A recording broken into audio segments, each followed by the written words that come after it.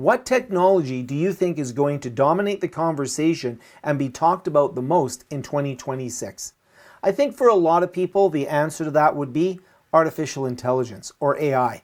And I have to agree, we're going to see a lot more continued innovation with AI. We're going to see a lot more intentional use of AI. But that's software. What about hardware? Now, of course, we'll have all of the hardware to support AI, different chipsets coming out, those types of things. But what about the type of technology that you can use for your day-to-day productive use? I think the technology of 2026 is going to be smart glasses. Now, you may have seen my reviews of the VITURE XR glasses, the XR Pro glasses, or you may have seen my review of the VITURE Luma Pro glasses, the Luma Pro XR glasses. Well, today we're going to look at the Beast. These glasses are an amazing piece of technology that is not just for gaming and for entertainment, but also for productivity. In this video, we'll take a look at the glasses, some of the features of the glasses, and go through some of the specs. Here on my YouTube channel, Learning and Technology with Frank, I'm not just going to read out the spec sheet for these glasses, we're going to look at the functional use of these glasses in order to use the technology with intention, to learn, teach, and be more productive. In fact, I even have a Skool community where we look at how we can use technology with intention, and we focus on the use of technology in education and have deeper conversations. If you're interested in that, I'll link it down below. Right now, we are focusing quite a bit on AI, but I suspect in 2026, we're going to be looking at tools like XR glasses and how we can use them in education. But in this video, I'll show you the unboxing of these glasses. I'll talk about some of the physical features of these glasses and some of the ways that we can use these glasses. I'll also come up with some other videos where I talk about specific areas of functionality, and don't worry, I'll just link those as well. So let's unbox these. I guess I've already unboxed these. Let me show you what it was like when I unboxed these, and let me go through the features of the glasses with an eye on the intentional use of them to do things that are valuable to us. So just to be completely transparent, after I made my first VITURE XR glasses video, VITURE reached out, they said that they liked the video, and subsequent to that, they have sent me the glasses for the Luma Pros, and they did send me these Beast glasses, plus a few extras. And the extras actually tell a little bit of a story. The first item they sent were these little pins, and these little pins say, "The future of gaming is here," indicating that the glasses are for gaming. They also sent a multi-screen sticker, indicating I can use them for productivity. Illuminate your trip, indicating they can be used for entertainment. And double the fun, indicating they can be used with my Nintendo Switch 2. All of these use cases are completely valid, and it's why I think that 2026 is going to be the year of the VITURE XR glasses, specifically the Beast. And I will say that VITURE has absolutely no editorial control over this review, even though they did provide the Beast glasses for me to take a look at. They're going to be seeing this video at the same time you see it. So the Beast glasses arrive in a very nice box. It's got some nice graphics on it. These are the regular size ones. It is a regular box, so after I take the strip off, I'll remove the lid. It has a little bit of suction to it, so it's a little bit of an experience. I will say that when I first got the VITURE Pro XR glasses, they have a very unique box that they come in. The Luma Pro XR glasses have a little bit of a visual effect when you open them up. These are more of a regular unboxing type experience. We have the glasses, and they are the main star of the show, so that's really what we're concerned about. But it doesn't have quite the same unboxing experience as the VITURE Pro XR glasses, which kind of have a bit of a famous unboxing experience. They do come with an accessory pack, and there's something very cool here. So when I take out the accessory pack, I can adjust the nose bridge for my nose. So I have a number of different nose bridge adapters here. They just click on magnetically, and that's going to give me a very comfortable fit for the glasses. They also come with this little sticker set because these glasses have a camera on the front, and I can use these little stickers to cover the camera. Comes with a little cleaning cloth, which is always nice. And the accessories, you have different size nose bridges, everything from the flat nose bridge here, some extra pads in there. But it also comes with an adapter for prescription lenses. Unlike the VITURE Pro XR glasses and the Luma Pro glasses, you do not have diopter adjustments on the glasses themselves, but you can get prescription lenses. And I'll show you the prescription lenses that I got in a moment here. I put those onto my pair. So there's a little sticker here. I'll just grab that there. I don't have very long fingernails, so we have the glasses themselves, and when we open them up, you'll notice they have that distinctive, very nice VITURE style to them. So we have very nice glasses. They look good. You can see they've got the camera at the very front. It comes with a pre-installed nose bridge on here. You've got the arms on here that are adaptable, and we'll take a deeper look here, but you can see I can adjust them to my ear. And we have USB-C. So instead of the proprietary adapter or connector that we had previously on the Pros and the Lumas, we actually have USB-C connector.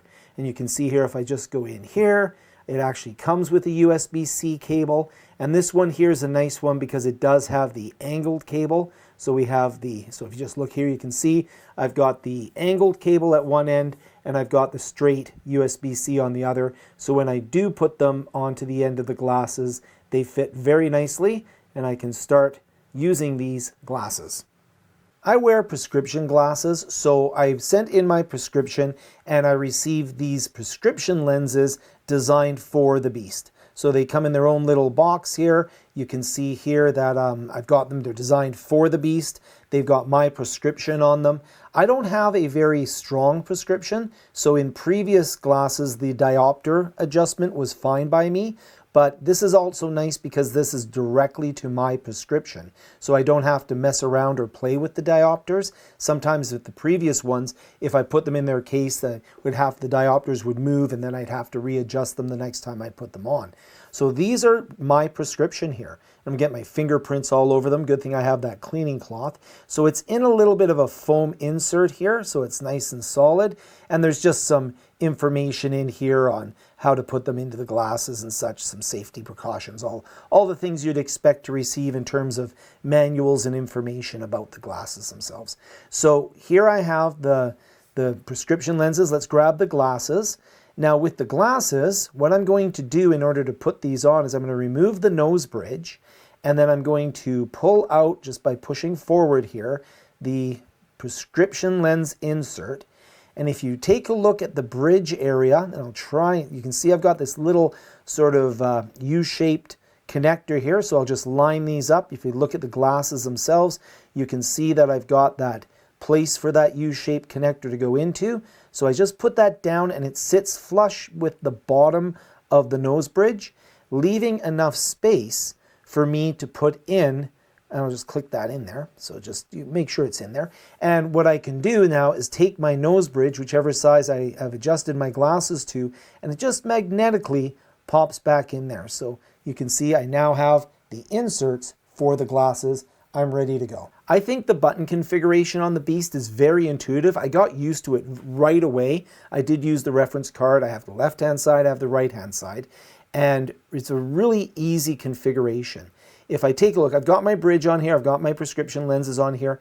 There is a camera on the glasses which allows it to fix the screens in space. We'll talk about that in a moment, but I can adjust the arms to my ear heights. I also have USB-C.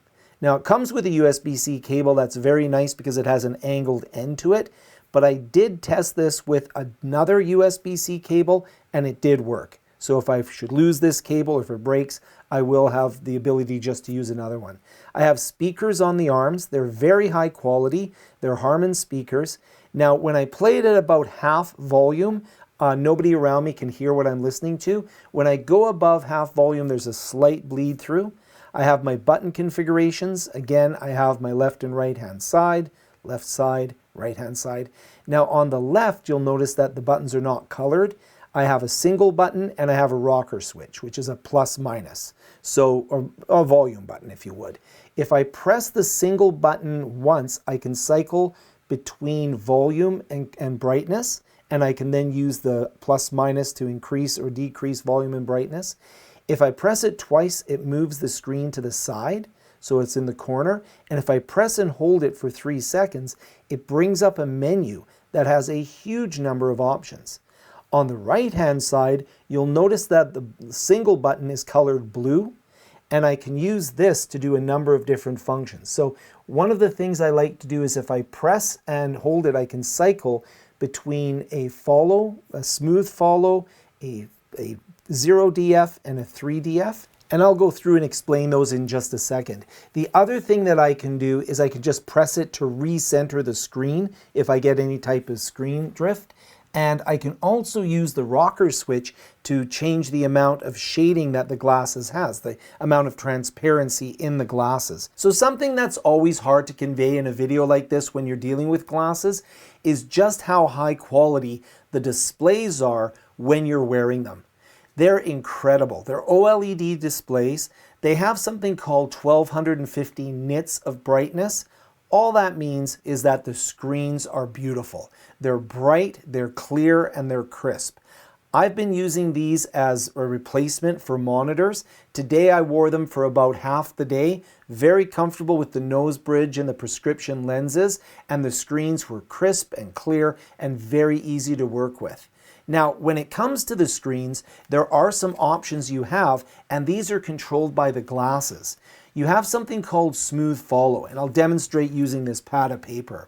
With Smooth Follow, the screen will follow me as I look around the room. So the screen is going to follow me and it will stay in front of me. The glasses will know where I am in space, and the screen will smoothly follow around with me. Then we have something called 0DF. What that does is it locks the screen to the glasses. So now as I move the glasses, the screen will follow. It's very similar to the Smooth Follow, but it's more locked to the glasses, and it actually has kind of a nice effect if you want the screen in front of you, but with the glasses, connected to the glasses, if you would, sort of as if the glasses were connected directly to the screen. And then the third feature, which is very, very useful, is called 3DOF. And what that does is just like a monitor you would have in your office, it sits in one place. You can look around the room and then look back at the screen. So the idea here is you've locked it in one place. I can look around the room and the screen just stays in the one place where I've locked it. That's a great feature as well. Today I was using all of those features, and I tended to use a little bit more of the 0DF and the 3DOF. Those are the features. Smooth Follow's nice. They're all nice. It's just a preference really more than anything, and how you're using the glasses.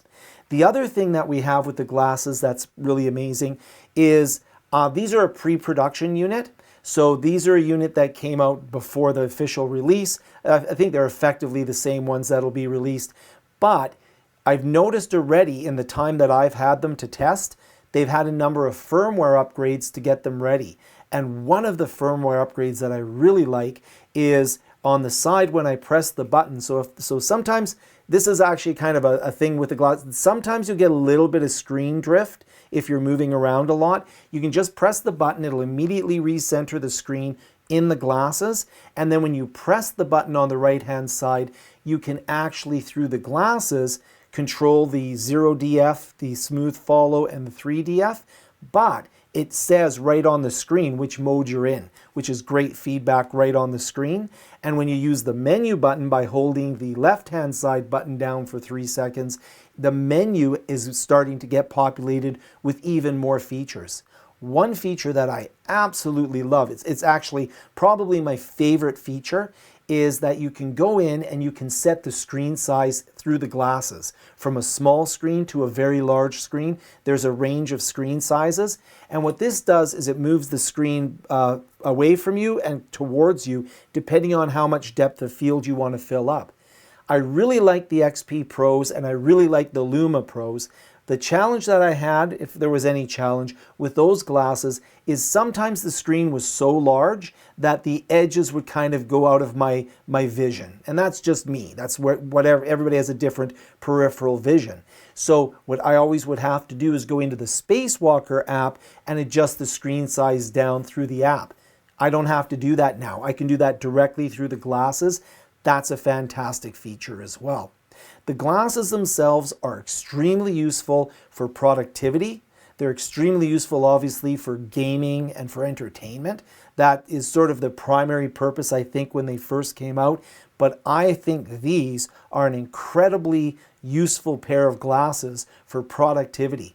And in fact, I'll be doing an entire video on how we can use these for deep work. So stay tuned for that video. It'll be released very shortly, and I'll make sure to link it in this video once that video is completed. What do I think of these glasses? You probably have guessed, I really like them. I think it's a great evolution of the VITURE glasses. I really was fond of the XP Pros. They were great. I used them mostly for entertainment and gaming. I absolutely loved the Luma Pros because they had some additional features that really helped me use them more for productivity. And the Beast has taken it yet to another level, which is why I think 2026 is going to be a year that we hear a lot about VITURE and we hear a lot about these Beast glasses. So very happy. Stay tuned. There's more videos because there's so much more to cover about these glasses. I hope you enjoyed this overview of the glasses and what they have in them. Very powerful, great for entertainment, great for gaming, and great for productivity. These are going to be with me wherever I go. Thank you so much for watching, and we'll see you in the next video.